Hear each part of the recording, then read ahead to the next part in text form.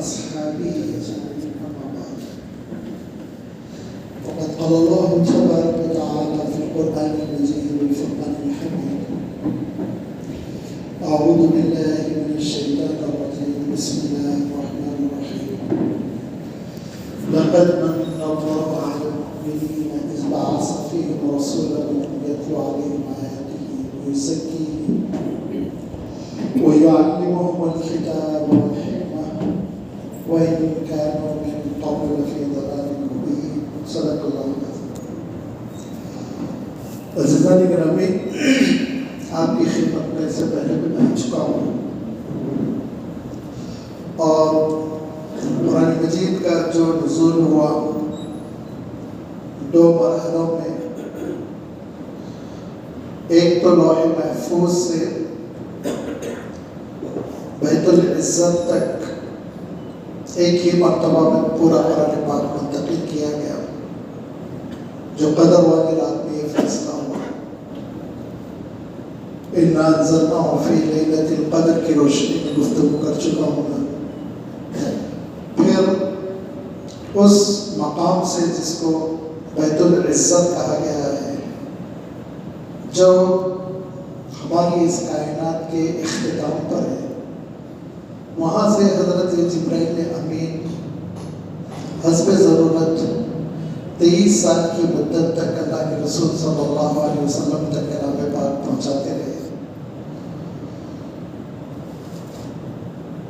اللہ کے رسول صلی اللہ علیہ وسلم نے کلام الہی کی تلقی کی، اس کو حاصل کیا. آپ صلی اللہ علیہ وسلم نے اس کلام پاک کی حفاظت کے لیے اور ساری انسانیت کے لیے یہ اللہ تعالیٰ کا کلام محفوظ رہے، اس نقطۂ نظر سے آپ نے اس کی کتابت بھی کروا دی، اس کو لکھوا بھی دیا، اور اس کے ساتھ ساتھ اللہ کے رسول صلی اللہ علیہ وسلم نے حفاظ کی ایک ٹیم بنا دی، حفاظ کی ایک ٹیم تیار کر دی جو انتہائی جید تھے، جو بہت ہی اچھی تلاوت کرتے تھے اور جن کے حفظ میں ذرا برابر بھی خلل، کمی، نقص نہیں تھا. چنانچہ آپ فرمایا کرتے تھے کہ اگر تم کو قرآن مجید سیکھنا ہے تو عبداللہ ابن مسعود سے سیکھو. فرمایا کرتے تھے اگر تم کو قرآن مجید سیکھنا ہے ابی ابن کعب سے سیکھو. فرمایا کرتے تھے اگر تم کو قرآن مجید سیکھنا ہے تو سالم سے سیکھو، زید ابن ثابت سے سیکھو، ابو موسیٰ اشعری سے سیکھو، معاذ ابن جبل سے سیکھو. اب غور کریں کہ فضیلت کے اعتبار سے حضرت ابوبکر صدیق ہیں، حضرت عمر ہیں، حضرت عثمان ہیں، حضرت علی ہیں، عشرہ مبشرہ ہیں. لیکن جب تعلیم کا وقت آتا تو اللہ کے رسول صلی اللہ علیہ وسلم متعدد روایات میں کئی روایتیں آپ کو ملے گی یہی صحابہ کا نام لیتے تھے، کیونکہ یہ وہ صحابہ تھے جنہوں نے اللہ کے رسول صلی اللہ علیہ وسلم کے سامنے، جو ہم ٹھیٹ اردو میں کہتے ہیں، زانوِ تلمس طے کیا تھا، یعنی اسٹوڈنٹ بن کر سیکھا تھا. کم عمر سے تھے یہ لوگ اور آپ صلی اللہ علیہ وسلم کی خدمت میں حاضر ہو کر قرآن مجید سیکھتے، اور اللہ تعالیٰ نے اپنے رسول کی یہ ڈیوٹی بتائی تھی کہ لقد من اللہ علی المؤمنین، بے شک اللہ تعالیٰ کا عظیم الشان احسان ہوا اپنے مومن بندوں پر کہ ان کے درمیان رسول کو بھیجا. وہ رسول کی ڈیوٹی ہے یتلو علیہم آیاتہ، اللہ کی آیتوں کی تلاوت کر کر کے وہ سکھا دیتے ہیں. وَيُزَكِّيهِمْ، ان کا تزکیہ نفس کرتے ہیں، تربیت کرتے ہیں. وَيُعَلِّمُهُمُ الْكِتَابَ، اور کتاب کی تعلیم بھی دے دیتے ہیں کہ کتاب کے معنی کیا ہے، مفہوم کیا ہے، عمل کیسے ہوگا، جس کو آپ چاہیں تو تفسیر کہہ سکتے ہیں. فرمایا کہ وَيُعَلِّمُهُمُ الْكِتَابَ وَالْحِکْمَةَ دانائی، شعور، وزڈم، سنجیدگی، معاملہ فہمی، یہ بھی اللہ کے رسول صلی اللہ علیہ وسلم اپنے شاگردوں میں پیدا کرتے تھے۔ وَإِنْ كَانُوا مِنْ قَبْلُ لَفِي ضَلَالٍ مُبِينٍ۔ انسانیت ان چیزوں سے واقف نہیں تھی۔ انسان اللہ کے رسول صلی اللہ علیہ وسلم سے پہلے، آپ کی بعثت سے پہلے، نہ کتاب سے واقف تھے، نہ تلاوت کتاب سے واقف تھے، نہ تعلیم کتاب سے واقف تھے، نہ تعلیم حکمت سے واقف تھے۔ اللہ تعالیٰ نے محض فضل فرمایا اور انسانوں کو اتنی بڑی نعمت اپنے رسول کے توسط سے عنایت فرمائی، تو اب ٹیم تیار ہو گئی، اور وہ اس ٹیم میں حفاظ میں زیادہ تر نام آپ صلی اللہ علیہ وسلم پہلا حضرت عبداللہ ابن مسعود رضی اللہ تعالیٰ عنہ کا لیتے تھے۔ حضرت عبداللہ ابن مسعود کا اکثر و بیشتر روایتوں میں آپ دیکھیں گے کہ پہلا نام حضرت عبداللہ ابن مسعود رضی اللہ تعالیٰ عنہ کا تھا، اور حضرت عبداللہ ابن مسعود رضی اللہ تعالیٰ عنہ کہتے تھے کہ میں 70 صورتیں تو حضور اکرم صلی اللہ علیہ وسلم کے مبارک ہونٹوں سے سن کے یاد کیا ہوں۔ 70 صورتیں اللہ کے رسول صلی اللہ علیہ وسلم سے سن کر یاد کرنا کتنا بڑا اعزاز ہے، آپ اندازہ کیجئے۔ جید حفاظ میں سے تھے، اور اللہ کے رسول صلی اللہ علیہ وسلم کی خدمت میں جب حاضر ہوئے تو عمر بھی بہت کم تھی۔ حضرت عبداللہ ابن مسعود رضی اللہ تعالیٰ عنہ اصلاً غریب خاندان کے تھے، اور آپ بکریاں چراتے تھے، دن بھر کچھ مزدوری لے کر، کم عمر سے لڑکے تھے 6-7 سال کے، مکے کے باہر بکریاں لے کر جاتے اور شام میں بکریاں واپس لاتے، بکریوں کے مالک کو وہ تھما دیتے، کچھ تھوڑی بہت مزدوری مل جاتی، کھانے پینے کی کچھ چیزیں مل جاتی، وہ اور اپنی بیوہ ماں کے ساتھ وہ رہا کرتے تھے۔ اسی اثنا اللہ کے رسول صلی اللہ علیہ وسلم کی بعثت ہوئی، اور یہ لڑکے سے ہیں، ان کو خبر تھوڑی ہے کہ بعثت کس کو کہتے ہیں، نبوت کس کو کہتے ہیں، یہ صبح جاتے شام آتے، لہذا مکہ مکرمہ کے جو آبادی کے حدود ہیں اس کے باہر وہ بکریاں چرا رہے تھے۔ دن کا وقت تھا، دھوپ زیادہ تھی، اسی اثنا دیکھا کہ 2 بزرگ شخصیتیں چلی آ رہی۔ دھیرے دھیرے وہ دونوں حضرت عبداللہ ابن مسعود کے قریب پہنچے، اور وہ دونوں تھے اللہ کے رسول صلی اللہ علیہ وسلم اور حضرت ابوبکر صدیق۔ لہذا حضرت ابوبکر صدیق آگے بڑھ کر کہتے ہیں کہ اے لڑکے، اتنی ساری بکریاں ہیں 10-15، ان میں سے کوئی ایک بکری دے دو، ہم کو شدید پیاس لگ رہی ہے، ہم اس کا دودھ دو دیں گے، اس کا دودھ استعمال کریں گے۔ تو وہ بچہ جواب دیتا ہے، سبحان اللہ، یہ کیسے ہو سکتا ہے، یہ بکریاں میری نہیں ہیں، یہ امانت ہے، میری ہوتی تو میں دے دیتا، یہ تو امانت ہے، امانت میں تو میں خیانت نہیں کر سکتا۔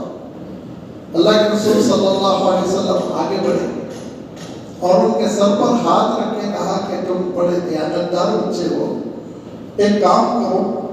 یہ وہ زمانہ تھا جب آپ صلی اللہ علیہ وسلم کی بڑی مخالفت ہو رہی تھی، بائیکاٹ کا ماحول تھا، مکہ مکرمہ میں دشمن بھرے ہوئے تھے، چلنے نہیں دے رہے تھے، کانٹے بچھا رہے تھے۔ یہ وہ زمانہ تھا جو نبوت کا 4تھا سال، 3را سال، ابتدائی نبوت کا زمانہ، کوئی بات سننے تیار نہیں تھا۔ تو اللہ کے رسول صلی اللہ علیہ وسلم نے آگے بڑھ کر کہا، اچھا بیٹے ایسا کرنا، تم وہ بکری دینا جس سے دودھ نکلنے کا امکان ہی نہ ہو۔ تو حضرت عبداللہ ابن مسعود کہتے ہیں میں ایک ایسی بکری آگے بڑھایا جو ابھی گابھن بھی نہیں ہوئی تھی، بچہ بھی اس نے جنم نہیں دیا تھا، تو دودھ کی کوئی توقع ہی نہیں تھی، بچہ سی، لیکن اللہ کے رسول صلی اللہ علیہ وسلم نے اس کی پیٹھ کو سہلایا اور کہتے ہیں تھن میں دودھ بھرایا، اور ایک پیالے میں حضرت ابوبکر صدیق رضی اللہ تعالیٰ عنہ نے دودھ دو لیا، اور خود آپ صلی اللہ علیہ وسلم نے پیا، حضرت ابوبکر نے پیا، اور بچا ہوا اس بچے کو بھی پلایا حضرت عبداللہ ابن مسعود کو۔ وہ حیران رہ گئے اور کہتے ہیں کہ بعد میں اس کا تھن ویسے ہی ہو گیا جیسے پہلے تھا، کوئی تبدیلی نظر نہیں آئی۔ ابھی ایک معصوم سا بچہ، ان کو بھی معجزہ نہیں معلوم ہے، تو انہوں نے سمجھا کہ یہ بڑی جادوگری ہے، تو آپ صلی اللہ علیہ وسلم سے کہا کہ مجھے آپ یہ فن سکھلا دیں گے، جو فن ہے، جو آرٹ ہے آپ کے پاس، وہ سکھلا دیں گے؟ تو حضور اکرم صلی اللہ علیہ وسلم نے مسکراتے ہوئے کہا انت غلام معلم، تم بہت تعلیم یافتہ بنو گے انشاءاللہ۔ اب اللہ کے رسول صلی اللہ علیہ وسلم کی محبت ان کے دل میں ایسی بیٹھ گئی کہ رات میں وہ گھر آئے، اپنے آقا کو بکریاں حوالے کر دی جو بکریوں کے مالک تھے، عقبہ ابن ابی معیط وہ بکریوں کے مالک ہوا کرتے تھے، ان کو بکریاں دے کر اپنی والدہ کے پاس آیا اور کہا کہ اماں مجھے فارغ کر دیجئے، مجھے مزدوری سے اب آپ چھٹی دے دیجئے، میں اب تعلیم حاصل کرنا چاہتا ہوں، سیکھنا چاہتا ہوں۔ خواتین جو قربانیاں دیتی ہیں نا اپنے بچوں کی تعلیم کے لیے، اس کا جو نتیجہ نکلتا ہے، جو برکتیں ظاہر ہوتی ہیں، چنانچہ وہ والدہ بھی کہتی ہے کہ بیٹے اگر تم پڑھنا چاہتے ہو تو ٹھیک ہے، کسی طرح زندگی بسر کر لے گا، میں تم کو فارغ کرتی ہوں، مت جاؤ نوکری کے لیے۔ تو یہ اسلام نے جو سب سے پہلے چائلڈ لیبر کے خلاف آواز اٹھائی، نظام بنایا، بچوں کو پڑھنے کی جانب متوجہ کیا۔ اب حضرت عبداللہ ابن مسعود حضور اکرم صلی اللہ علیہ وسلم کی خدمت میں آ گئے۔ بائیکاٹ کا زمانہ تھا، آپ صلی اللہ علیہ وسلم دار ارقم میں رہا کرتے تھے، خاموشی سے تبلیغ ہو رہی تھی، لوگ چھپ کے آتے تھے، وہیں پہ حضرت عبداللہ ابن مسعود رضی اللہ تعالیٰ عنہ آپ صلی اللہ علیہ وسلم کی خدمت میں رہنے لگے، اور جیسے جیسے وحی نازل ہوتی وہ یاد کرتے جاتے، جیسے جیسے وحی نازل ہوتی وہ اس کو سیکھتے جاتے، یہاں تک کہ ہجرت کے قریب اب محسوس ہونے لگا اللہ کے رسول صلی اللہ علیہ وسلم کو اب ہجرت کا وقت قریب آ رہا ہے، اور اللہ تعالیٰ کی جانب سے کبھی بھی حکم ہجرت نازل ہو سکتا ہے۔ تو آپ صلی اللہ علیہ وسلم نے اپنی مجلس میں کہا کہ میرا جی چاہتا ہے کہ ایک مرتبہ مکے والوں پر حجت پوری کر دوں، اور قرآن مجید کی کوئی ایک سورت کو پوری طرح کھڑے ہو کر سنا دی جائے۔ سب خاموش رہے، بڑا ظلم ہو رہا تھا، محرم بیٹی حضرت سمیہ شہید ہو چکی تھی، بہت حالات بگڑے ہوئے تھے، کسی کی ہمت نہیں ہو رہی تھی۔ حضرت عبداللہ ابن مسعود 12-13 سال کا بچہ، انہوں نے کہا آپ مجھے اجازت دیجیے میں سناؤں گا۔ آپ صلی اللہ علیہ وسلم خاموش ہو گئے، سمجھتے تھے کہ یوں ہی یہ بچہ غریب خاندان کا ہے، یتیم ہے، سپورٹرز نہیں ہیں، اس کے حفاظت کرنے والے نہیں ہیں۔ اللہ کے رسول صلی اللہ علیہ وسلم نے کہا تمہارے سے ہٹ کے کوئی اور سنائے تو زیادہ اچھا ہے، پھر خاموشی رہی۔ حضرت عبداللہ بن مسعود نے پھر کہا مجھے اجازت دیجیے، میں یہ خدمت کے لیے حاضر ہوں۔ آپ صلی اللہ علیہ وسلم نے کہا اب تم مناسب نہیں رہو گے، کوئی اور بڑا قریشی لیڈر جس کے سامنے قریش جھک جاتے ہوں، ایسا کوئی شخص آگے بڑے زیادہ بہتر ہے۔ یہ سوچ کے آپ نے کہا کہ تم رہنے دو، کوئی اور یہ کام کرے تو زیادہ اچھا ہے۔ تیسری مرتبہ بھی آپ ہی نے کہا کہ آپ مجھے یہ خدمت مدینے میں کر دیتا ہوں۔ تو اللہ کے رسول صلی اللہ علیہ وسلم نے کہا اچھا ٹھیک ہے، اگر تم کرنا چاہتے ہو تو جاؤ۔ وہ سیدھا مطاف میں پہنچے، وہاں زبردست مجمع بیٹھا ہوا ہے، گپ شپ ہو رہی ہے، اور مطاف میں پہنچ کر رکن یمانی کے پاس گئے اور پلٹ کر لوگوں کو مخاطب کیا، کہا کہ الرحمن علم القرآن خلق الانسان علمہ البیان۔ لوگ سکتے میں ہیں، یہ تقریر نہیں ہو سکتی، یہ خطاب نہیں ہو سکتا، یہ خطبہ نہیں ہے، یہ شاعری نہیں ہے، یہ قصیدہ نہیں ہے، اور سورت اتنی خوبصورت سورت الرحمن سناتے جا رہے۔ کسی نے کہا ہو نہ ہو یہ محمد پر نازل ہونے والا کلام ہے، یہ قرآن ہے۔ بس اتنا کہنا تھا کہ حضرت عبداللہ ابن مسعود رضی اللہ تعالیٰ عنہ پر پل پڑے اٹیک کر دیا، اتنا مارا کہ آپ بے ہوش ہو گئے۔ آپ صلی اللہ علیہ وسلم کی خدمت میں لایا کہ اب تو آپ صلی اللہ علیہ وسلم نے کہا میں نے کہا تھا تم یہ کام نہ کرو۔ حضرت عبداللہ ابن مسعود کہتے ہیں اللہ کے رسول آپ اجازت دیجیے کل پھر سنا کے آتا ہوں۔ کہا نہیں بس تم نے ایک مرتبہ سنا دیا، حجت پوری ہو گئی۔ اس کے بعد پھر آپ صلی اللہ علیہ وسلم نے کہا تم ہجرت کر جاؤ، روانہ ہو جاؤ۔ چنانچہ حضرت عبداللہ ابن مسعود رضی اللہ تعالیٰ عنہ روانہ ہو گئے۔ روانہ ہونے کے بعد وہاں ایک نوجوان لڑکا تھا جو مسلمان ہو چکا تھا مدینہ منورہ میں، وہ بڑا خوبرو قسم کا بہت ذہین نوجوان، اس کی بھی عمر 16-17 سال کی۔ وہ گزشتہ سال قافلے میں آیا تھا اور اس کو سیرت کی کتابوں میں عقبہ کی پہلی بیعت کہتے ہیں. وہاں پہ مینا کی گھاٹیوں پہ چھپ کے رات میں انہوں نے اسلام قبول کیا تھا. 16-17 لوگ تھے جو مدینہ منورہ سے آئے تھے. دوسری مرتبہ 70 لوگ آئے تھے اور انہوں نے اسلام قبول کیا تھا. پھر اس کے بعد آپ صلی اللہ علیہ وسلم کی ہجرت ہوئی. تو یہ نوجوان جنہوں نے اسلام قبول کر لیا تھا, انہوں نے فوراً حضرت عبداللہ ابن مسعود کو اپنا مہمان بنا لیا. میرے گھر میں رہو تو. چنانچہ وہ نوجوان بھی اتنے بڑے فقیہ ثابت ہوئے, اتنے بڑے عالم ثابت ہوئے, اور وہ حضرت معاذ بن جبل رضی اللہ تعالیٰ عنہ کے نام سے مشہور ہوئے. اب آپ سوچئے دو نوجوان صحابی ہیں, ایک حضرت عبداللہ ابن مسعود اور ایک حضرت معاذ بن جبل, جو اللہ کے رسول صلی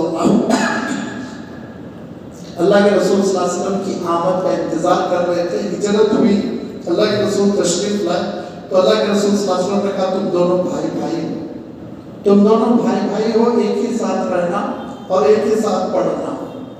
حضرت عبداللہ ابن مسعود رضی اللہ تعالیٰ عنہ مدینہ منورہ میں اللہ کے رسول صلی اللہ علیہ وسلم کی خدمت میں لگاتار رہتے. انتہائی دبلے پتلے, نازک سے نحیف سے, بڑی تھوڑی سی غذا, اور اہم یہ کہ سارا وقت تعلیم پر.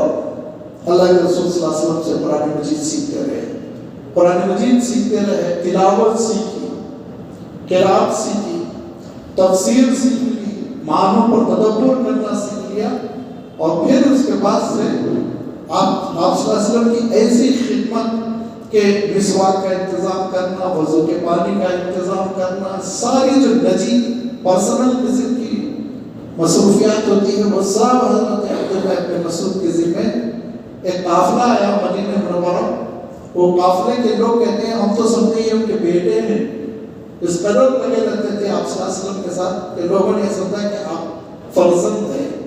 یہاں حضرت عبداللہ ابن مسعود اللہ کے رسول صلی اللہ علیہ وسلم کی خدمت میں لگے رہے اور سارا دین سیکھتے رہے, یہاں تک کہ پھر اللہ کے رسول صلی اللہ علیہ وسلم کی وفات ہو گئی, اور اللہ کے رسول صلی اللہ علیہ وسلم نے ڈکلیئر کر دیا کہ اگر تم کو قرآن پاک سیکھنا ہے تو یہ لڑکے سے سیکھنا. ہمیشہ آپ کا نام پہلے کہتے تھے, اور یہ اہتمام اللہ کے رسول صلی اللہ علیہ وسلم کا بلا کر یہ کہتے تھے کہ اے عبداللہ مجھے قرآن سناؤ. حضرت عبداللہ ابن مسعود کہتے تھے اللہ کے رسول آپ کو جبرائیل امین سناتے ہیں, میں کیسے سناؤں؟ آپ صلی اللہ علیہ وسلم سے فرمائش کرتے ہیں میں تم سے سننا چاہتا ہوں. لہذا ایک مرتبہ کا واقعہ خود حضرت عبداللہ ابن مسعود رضی اللہ تعالیٰ عنہ بیان کرتے ہیں کہ مجھ سے اللہ کے رسول صلی اللہ علیہ وسلم قرآن سننے کا مطالبہ کیا تو میں نے تلاوت شروع کر دی, اور میں آنکھ بند کر کے روانی کے ساتھ پڑھتا جا رہا ہوں سورۃ النساء, اور ایک ولولہ ہے مجھ پہ, بالغانہ انداز ہے, ایک جوش ہے کہ اللہ کے رسول صلی اللہ علیہ وسلم کو قرآن سنا رہا ہوں. کہتے ہیں کہ مجمع میں شور ہوا اور ایسا لگا جیسے مجھے لوگ ٹوک رہے ہیں, خوش خوش خوش اس طرح کی آوازیں آئی کہ میں نے آنکھ کھولا اور میں وہ آیت پڑھ رہا تھا کہ فَإِذَا جِئْنَا مِن كُلِّ أُمَّةٍ بِشَهِيدٍ وَجِئْنَا بِكَ عَلَىٰ هَٰؤُلَاءِ شَهِيدًا. یہ آیت پہ میں جب پہنچا تو اللہ کے رسول صلی اللہ علیہ وسلم پر گریہ جاری تھا اور آپ کے آنسو سے آپ کی داڑھی تر تھی, کیونکہ اس میں اللہ تعالیٰ ارشاد فرماتا ہے کہ اے رسول اس وقت کو آپ یاد کر لیجئے جب ہر امت سے ہم ایک گواہ کو کھڑا کر دیں گے, جو رسولوں کے سلسلے میں گواہی دے گا کہ انہوں نے تبلیغ دین کر دیا تھا, اور وہ سارے گواہوں پہ اے رسول آپ گواہ ہوں گے, آپ گواہی دیں گے کہ یہ گواہ سچے ہیں. اس منظر کو یاد کر کے اللہ کے رسول صلی اللہ علیہ وسلم رو پڑے تو حضرت عبداللہ ابن مسعود رضی اللہ تعالیٰ عنہ کو یہ اعزاز کہ انہوں نے اللہ کے رسول صلی اللہ علیہ وسلم سے قرآن مجید سنا, انہوں نے اللہ کے رسول صلی اللہ علیہ وسلم کو قرآن مجید سنایا. یہ بہت بڑا اعزاز تھا جو حضرت عبداللہ ابن مسعود رضی اللہ تعالیٰ عنہ کو ملا ہوا تھا. اور پھر آپ صلی اللہ علیہ وسلم کی وفات ہوئی, آپ کے بعد حضرت ابوبکر صدیق رضی اللہ تعالیٰ عنہ کا زمانہ بڑا لمبا نہیں رہا, 3.5 سال کی خلافت ہوئی. پھر حضرت ابوبکر صدیق رضی اللہ تعالیٰ عنہ کی وفات ہو گئی. اب حضرت عمر رضی اللہ تعالیٰ عنہ امیر المؤمنین بنے تو آپ کے پاس مطالبہ آیا کہ عراق پورا کا پورا مسلمان ہو رہا ہے اور عراق کو سنبھالنے کے لیے آپ ایک نمائندہ دیجیے جو عراق کو سنبھالے۔ حضرت عمر نے کہا کہ دیکھو تمہارے خزانے کی نگرانی جو بیت المال کا فائنینشیل تمہارا انسٹیٹیوٹ ہوگا وہ سنبھالنا، تمہاری جوڈیشری عدالت فیصلے ہونا قاضی، اور پلس تیسری چیز تمہاری تعلیم، سب کی تعلیم و تربیت، یہ سب کے لیے میں ایک نوجوان کو بھیج رہا ہوں، لیکن یاد رکھو میں بڑی قربانی دے رہا ہوں، اس کو میں نہیں چھوڑنا چاہ رہا تھا، اس کو میں نہیں چھوڑنا چاہ رہا تھا، وہ میرے پاس رہتا تو مجھے بہت فائدہ ہوتا، اس سے میں مشورے لیتا، لیکن تمہارے خاطر میں ترجیح دے رہا ہوں، یہ نوجوان ہے عبداللہ ابن مسعود، ان کو تم لے جاؤ۔ چنانچہ حضرت عبداللہ ابن مسعود رضی اللہ تعالیٰ عنہ کو کوفہ لے جایا گیا۔ حضرت عبداللہ ابن مسعود رضی اللہ تعالیٰ عنہ جو بچپن میں بکریاں چلاتے تھے اور ایک بڑے مملکت کے چیف جسٹس ہیں، ایک بڑی مملکت کے فائنانس کے ذمہ دار ہیں، اگر آپ چاہیں تو کہہ لیجیے فائنانس سیکریٹری ہے، فائنانس منسٹر، ایک بڑی مملکت کی یونیورسٹی ہے، ٹیچر معلم ہے، تعلیم بھی دے رہے ہیں۔ شان دیکھیے اللہ کے رسول صلی اللہ علیہ وسلم کی خدمت میں جو بچہ پہنچا تو پھر اس کی تقدیر کتنی یاوری کی، اس کو کتنی ترقی ملی دنیا میں بھی، اور غیر معمولی تقویٰ حضرت عبداللہ ابن مسعود کا، اور ایسی ہمدردی رحمت للعالمین کی صحبت میں رہ کر دل اتنا نرم کہ کسی چور کو پکڑ کر لوگ لاتے تو ان لوگوں سے کہتے ہیں ارے پردہ ڈال دیا تجھے تو اچھا ہوتا، اب یہ غائب ہو تو عدالت میں فیصلہ ہوگا، تو لوگ کو پردہ ڈالنا چاہیے تھا، توبہ کرا لینا چاہیے تھا، تربیت کر لینی چاہیے تھی، کیوں سزا دلانے کے لیے لاتے ہو؟ یہ شفقت، یہ محبت، اور اسی کے ساتھ پھر حضرت عبداللہ ابن مسعود کے شاگردوں کا حلقہ لگتا، قرآن مجید کی تعلیم ہوتی، تفسیر کی تعلیم ہوتی۔ تو ایک مرتبہ آپ نے، کبھی کبھی ہوتا ہے ٹیچر کو اپنا بتانے کے لیے میں بھی بہت کوالیفائڈ ہوں، کچھ نہ کچھ کہنا پڑتا ہے، تو ایک مرتبہ آپ نے ذرا سا کہہ دیا جو جیسا دعوے کا پہلو اس میں نظر آتا ہے، یہ فرمایا آپ نے کہ ارے مجھ سے پوچھو تم کون سی آیت سردی میں نازل ہوئی، کون سی آیت گرمی میں نازل ہوئی، میں بتاؤں گا، مجھ سے پوچھو کون سی آیت رات میں نازل ہوئی، کون سی آیت دن میں نازل ہوئی، میں بتاؤں گا، مجھ سے پوچھو کون سی آیت منسوخ ہے، کون سی ناسخ ہے، مجھ سے پوچھو کون سی مقید ہے، کون سی مطلق ہے، مجھ سے پوچھو کون سی محکم ہے، کون سی متشابہ ہے۔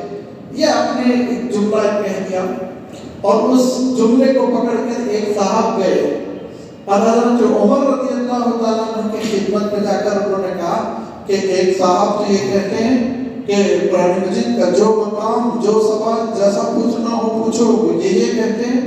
تو حضرت عمر رضی اللہ تعالیٰ عنہ نے کہا کیا وہ عبداللہ ابن مسعود ہے؟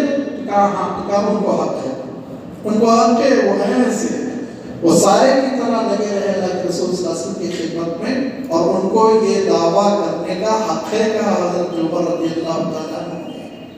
یہ حضرت عبداللہ ابن مسعود رضی اللہ تعالیٰ عنہ جو اللہ کے رسول صلی اللہ علیہ وسلم کے سامنے ظالم تلمس طے کرتے ہیں اور مدرسہ نبوت میں تعلیم پاتے ہیں، کیا جوہر کھل کر آ گئے کہ حج کا زمانہ ہے اور کوفے سے بھی وفد آیا ہے حج کے لیے، کوفے سے بھی لوگ آئے ہیں حج کے لیے۔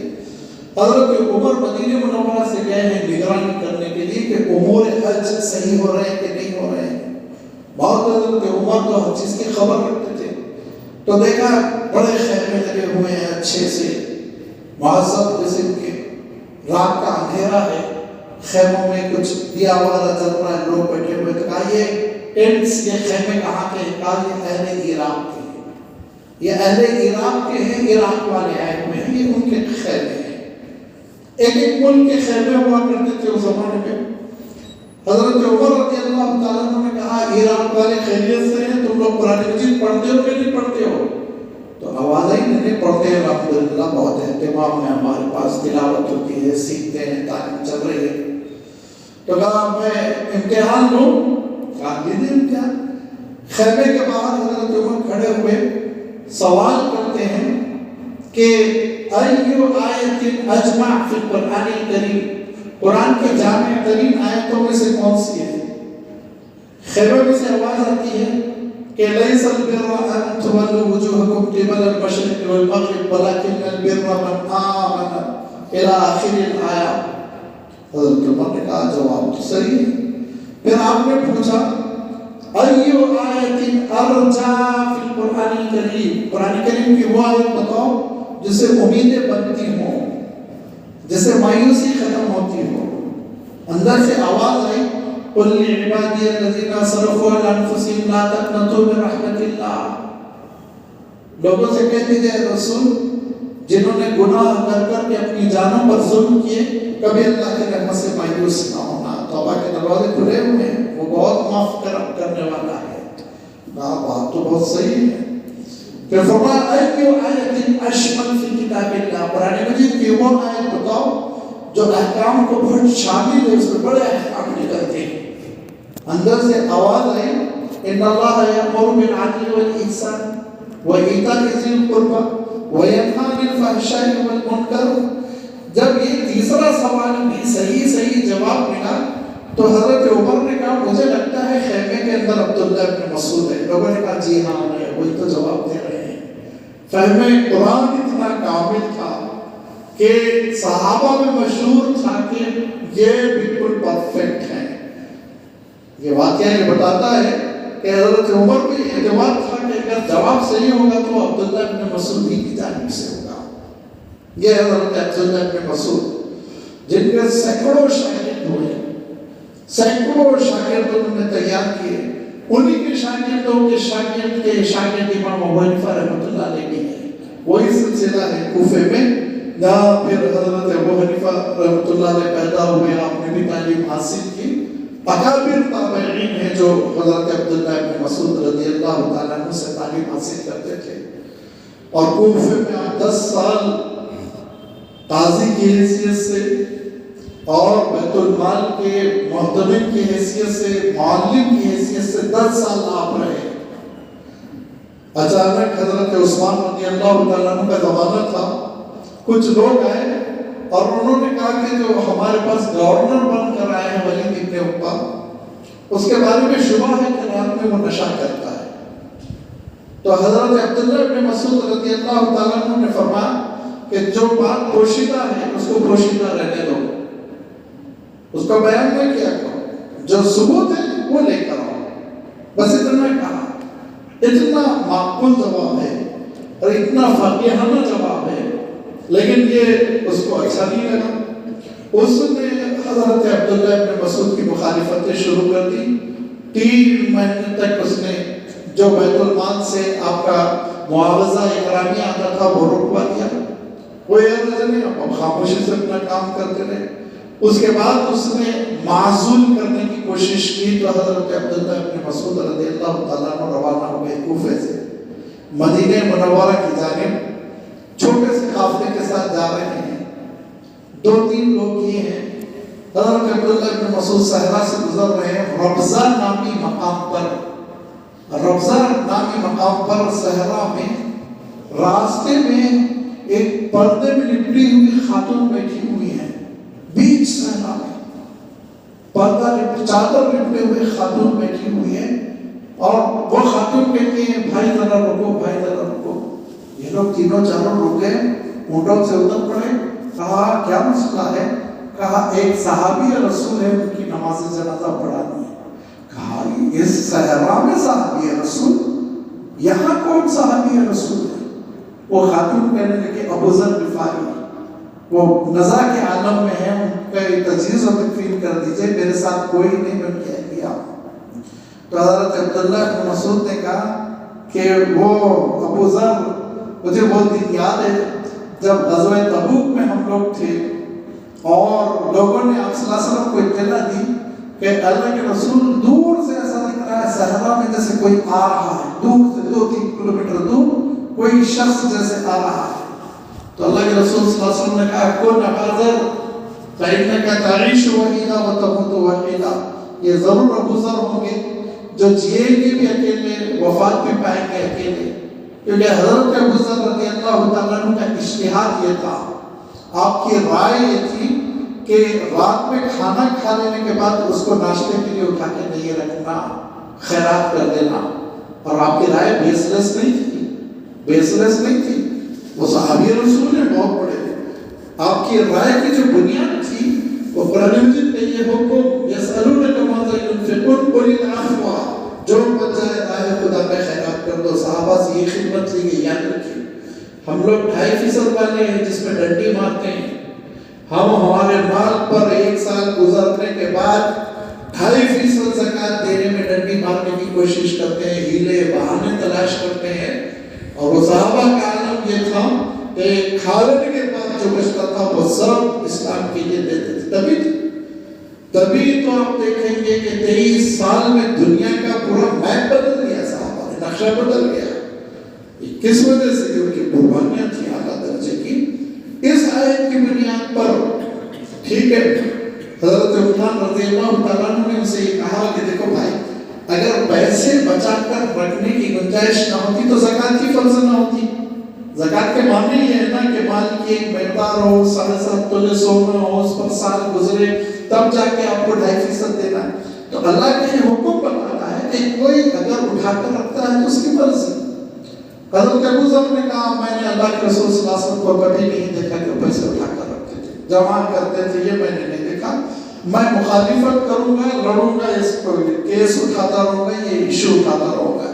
حضرت عثمان رضی اللہ تعالیٰ عنہ نے کہا میں مدینے میں فضا نہیں بگڑنے دوں گا، تم کو باہر کر دوں گا، چلا کر دوں گا. تو کہا آپ کیوں کریں گے، میں خود جاتا ہوں. لہٰذا 2-3 بکریاں لے کر چلے گئے، صحرا میں خیمہ لگا دیا اور صحرا میں وہی بکریوں کے چرا کر ان کا دودھ وغیرہ اسی طرح زندگی بسر کرتے رہے یہاں تک کہ نزا کا عالم ہو گیا.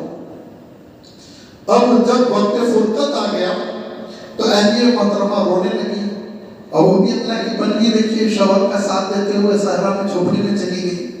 وہ رونے لگی تو کہا آپ کیوں روتی ہیں؟ تو کہا کہ میں آپ کو کیسے غسل دوں گی، کیسے تدفین کروں گی، جنازے کا اہتمام کیسے ہوگا. کہا دیکھو مجھے اللہ تعالیٰ ظاہر نہیں کرے گا، تم دیکھو کوئی نہ کوئی نظر آئے گا، ان کو لے کے آنا، میں ان سے بات کر لوں گا. لہٰذا وہ گئی تھی اور وہ راستے پر بیٹھی ہوئی تھی. حضرت عبداللہ ابن مسعود اور 3-4 ساتھیوں کو لے کر وہ جھوپڑی پہنچی، خیمے میں پہنچی. کہا دیکھیے کچھ لوگ آئے. تو حضرت ابو ذر غفاری رضی اللہ تعالیٰ عنہ نے پوچھا کون؟ کہا میں عبداللہ ابن مسعود ہوں. تو اس پر حضرت ابو ذر نے اپنی اہلیہ سے خطاب کر کے کہا کہ میں نے کہا تھا نا اللہ مجھے ظاہر نہیں کرے گا، دیکھو صحابی رسول کو بھیجا ہے. کہا حضرت ابو ذر نے کہ عبداللہ مجھے کفن کیسے دو گے، کپڑے تو ہے نہیں. تو حضرت عبداللہ نے کہا میرے پاس 2 چادریں ہیں، ان سے دو. کہا چادریں تمہارے پاس کیسے آ گئی، 2 چادریں کیسے آ گئی، نزا کے عالم میں ہے. یہ کہا کہ دیکھو چادریں آئیں کیسے. کہا ارے بھائی میری والدہ نے خود اس کو بھون کے تیار کیا ہے، وہ میری اپنی پسند ہے، کوئی چندے اندے میں نہیں لایا ہوں، میری اپنی چادر ہے. اس میں آپ کو کہا ہاں یہ ٹھیک ہے. اور اسی اثنا پھر آپ کی وفات ہوئی اور یہ ساتھیوں نے غسل دیا، کفن دیا اور وہی صحرا میں ربضہ کے مقام پر حضرت ابو ذر غفاری رضی اللہ تعالیٰ عنہ کی قبر بن گئی. حضرت عبداللہ ابن مسعود آگے بڑھ گئے، مدینہ منورہ آ گئے. مدینہ منورہ آنے کے بعد آپ کی طبیعت بگڑنے لگی، صحت ساتھ نہیں دینے لگی. دھیرے دھیرے حضرت عبداللہ ابن مسعود کمزور پڑتے چلے گئے اور جس کو ہم کہتے ہیں مرض الوفات وہ کیفیت نمایاں ہو گئی. حضرت عثمان رضی اللہ تعالیٰ کو بڑا پچھتاوا تھا کہ ایک تو اتنا بڑا عہدہ چھوڑ کے آ گئے اور پیسہ ایک نہیں لیتے تھے، 1 روپیہ اسلام سے بیت المال سے نہیں لیتے تھے. تو حضرت عثمان رضی اللہ تعالیٰ عنہ عیادت کے لیے تشریف لے گئے اور عیادت کے لیے تشریف لے جانے کے بعد کہا کہ عبداللہ کیا تکلیف ہے؟ کہا گناہوں کی. حضرت عثمان نے سوال بدل دیا، کہا کہ مرض کیا ہے؟ کہا آخرت کا ڈر نہیں.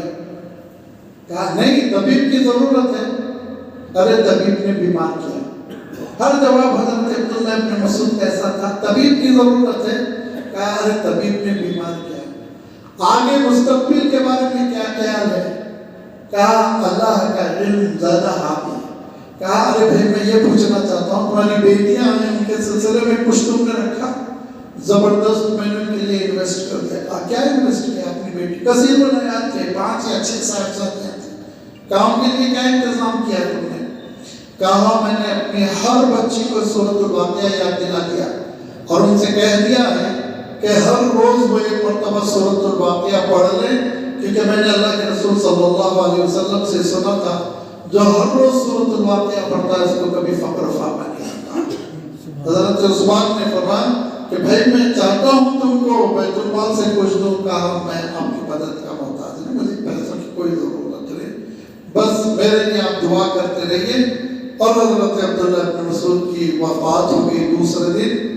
کل عمر آپ کی اس وقت 50 یا 51 سال تھی اور آپ نے اللہ کے رسول صلی اللہ علیہ وسلم کے فرمان پر، اللہ کے رسول صلی اللہ علیہ وسلم کے دین پر ساری زندگی صرف کر دی. وفات سے پہلے ایک صاحب دوڑتے ہوئے آئے اور آنے کے بعد سے کہا کہ حضرت میں عجیب و غریب بات خواب میں دیکھا. میں نے خواب میں دیکھا کہ آپ حضور اکرم صلی اللہ علیہ وسلم کی امامت کر رہے ہیں، نماز پڑھا رہے ہیں، آپ آگے ہیں، حضور پیچھے. کہا ارے میرا وقت آ گیا ہے، میرا وقت آ گیا ہے، کیونکہ امت آگے ہو، امت کا کوئی فرد آگے ہو اور اللہ کے رسول پیچھے ہو، جس کے معنی صرف نماز جنازہ ہو سکتی ہے، ورنہ نبی کی امامت امت نہیں کر سکتا ہے. یہ میرے رخصت کا وقت آ گیا. اور وہی دن تھا کہ حضرت عبداللہ ابن مسعود رضی اللہ تعالیٰ عنہ وفات پا گئے اور پھر حضرت عبداللہ ابن مسعود کی تدفین جنت البقیع میں ہوئی. اگر جنت البقیع میں آج کل قبریں بتاتے نہیں ہیں، اگر آپ پوچھیں بھی تو وہ ناراض ہو جاتے ہیں، لیکن وہاں حضرت عثمان ابن مظعون رضی اللہ تعالیٰ عنہ ایک صحابی ہیں اور انہی صحابی کے بالکل پڑوس میں لگی ہوئی قبر جو ہے وہ حضرت عبداللہ ابن مسعود رضی اللہ تعالیٰ عنہ کی ہے. یہ حضرت عبداللہ ابن مسعود رضی اللہ تعالیٰ عنہ نے ایک بڑی ٹیم تیار کی، اپنے طلبہ کی، اپنے تلامذہ کی، اپنے شاگردوں کی، جو قرآن پاک کی نشر و اشاعت کرتے چلے گئے. اور تابعین کے زمانے میں جو صحابہ کے بعد کا زمانہ ہے اس میں آپ دیکھیں گے کہ حضرت عبداللہ ابن مسعود رضی اللہ تعالیٰ عنہ کے شاگردوں نے بہت خدمت انجام کی، روایتیں کی، حدیث کی، تفسیر کی روایتیں کی، قرآن مجید کی تعلیم کی، قرآن مجید کی تربیت کی، یہ ساری خدمت و انجام دیتے رہے. یہ حضرت عبداللہ ابن مسعود ان اولین قرہ میں سے ہیں جن کو اللہ تعالیٰ نے اعزاز دیا کہ وہ قرآن پاک کی نشر و اشاعت میں حصہ لیں. آپ کا اپنا صحیفہ تھا، آپ نے اپنا صحیفہ تیار کر رکھا تھا، اپنے صحیفے سے تلاوت کیا کرتے تھے. حضرت عثمان رضی اللہ تعالیٰ عنہ نے کہا کہ سب اپنے اپنے صحیفے جمع کر دیں. اب ایک صحیفہ جو گورنمنٹ تیار کرے گی، ایک نسخہ، ایک کاپی جو حکومت تیار کرے گی، اس سے کاپیاں ہوں گی، ورنہ لوگوں کے صحیفوں میں تھوڑا سا نوٹس بھی لکھے ہوئے تھے. وہ زمانے میں انورٹڈ کاماز اور بریکٹ اور حاشیہ اور یہ سب چیزیں نہیں تھی، تو اندیشہ یہ تھا کہ قرآن مجید میں ملاوٹیں ہو جائیں. تو حضرت عبداللہ ابن مسعود رضی اللہ تعالیٰ عنہ نے اپنا پرسنل صحیفہ، اپنا پرسنل نسخہ حضرت عثمان کو دے دیا. اور پھر اس کے بعد سے آپ جانتے ہیں، میں اس سے پہلے ذکر کر چکا ہوں کہ حضرت عثمان نے ایک پوری ٹیم کے ذریعے سے، جس کے نگران حضرت زید بن ثابت تھے، ایک پوری ٹیم کے ذریعے سے آپ نے جو صحیفہ تیار کیا اس کو صحیفۃ الام کہتے ہیں. اسی سے کاپیز کرائی گئی، مصر بھیجا گیا، عراق بھیجا گیا، ہر ملک میں ایک ایک کاپی. اسی نسخوں سے پھر قرآن مجید آج تک چھپتا چلا ہے. اس کو المصحف العثمانی کہنے لگے آج کل، المصحف العثمانی. حضرت عثمان رضی اللہ تعالیٰ عنہ نے جو نسخہ تیار کروایا تھا، وہ نسخہ کوئی، یعنی حضرت عثمان کو اس میں کوئی عمل دخل نہیں، بہترین حفاظ کو بٹھا دیا تھا کہ تم چیک کرو صحیح ہے، کوئی اس میں اضافے تو نہیں ہو گئے، کوئی کمی تو نہیں ہو گئی.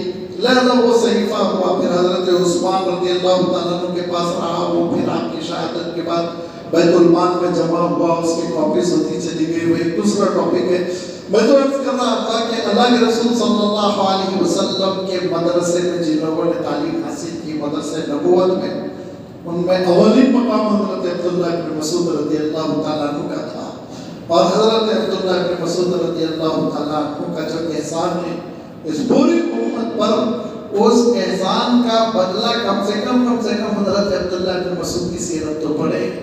ہمارے پاس عالم یہ ہو گیا کہ محلے کے پیر کے اوپر تو جلسہ ہوتا ہے، لیکن وہ صحابہ جن کی وجہ سے اسلام ہم کو ملا ہوا ہے، وہ صحابہ جو اللہ کے رسول صلی اللہ علیہ وسلم کے قریبی ساتھیوں میں تھے، جن کے بارے میں قرآن پاک کا اعلان ہے رضی اللہ عنہ ورضوا عنہ، وہ اللہ سے راضی تھے، اللہ ان سے راضی تھا، جو ولایت سے بہت اونچے ہیں، صحابیت کے مقام پر فائز، ان کے بارے میں ہم نہیں جانتے. لہذا قرآن مجید کے دفعہ حضرت عبداللہ بن مسعود رضی اللہ تعالیٰ عنہ کو جو بکریاں چلاتے تھے وہ اتنے اعلیٰ عہدے ملے، اور عہدوں کو تو چھوڑیے دیجیے، جو مقام ملا اسلام میں اور جو خدمت کا موقع ملا اور جو قرآن مجید کی خدمت کا موقع ملا، اور اللہ تعالیٰ نے آپ کی جو خدمات قبول فرمائی، اس سے اندازہ کیجیے کہ جب ہم علوم اسلامی سے جوڑتے ہیں، علوم قرآن سے جوڑتے ہیں، تفسیر سے جوڑتے ہیں، حدیث سے جوڑتے ہیں، تو کتنی برکتیں ہم کو ملتی ہیں، کتنی ترقیاں ملتی ہیں. اللہ تعالیٰ راہیں کھولتا ہے دنیا میں بھی آخرت میں بھی. اس بات کا ہم اہتمام کریں کہ ہم اپنے گھر میں تفسیر کا مذاکرہ کریں، اس بات کا ہم اہتمام کریں کہ ہم اپنے گھر میں احادیث کا مذاکرہ کریں، اس بات کا ہم اہتمام کریں کہ ہم گھر میں اللہ کے رسول صلی اللہ علیہ وسلم کی سیرت کا مذاکرہ کریں، تھوڑا تھوڑا حصہ پڑھیں، پڑھائیں، سنائیں، خواتین بھی سنیں، نوجوان بھی سنیں، بیٹیاں بھی سنیں. انشاءاللہ اس سے بڑا ماحول بنے گا، اور وہ علم کا رشتہ جو اسلام نے مسلمانوں سے جوڑ دیا وہ برقرار رہے گا. اللہ تعالیٰ ہم سب کو عمل کی توفیق عنایت فرمائے. وآخر دعوانا الحمد للہ رب العالمین. اللہ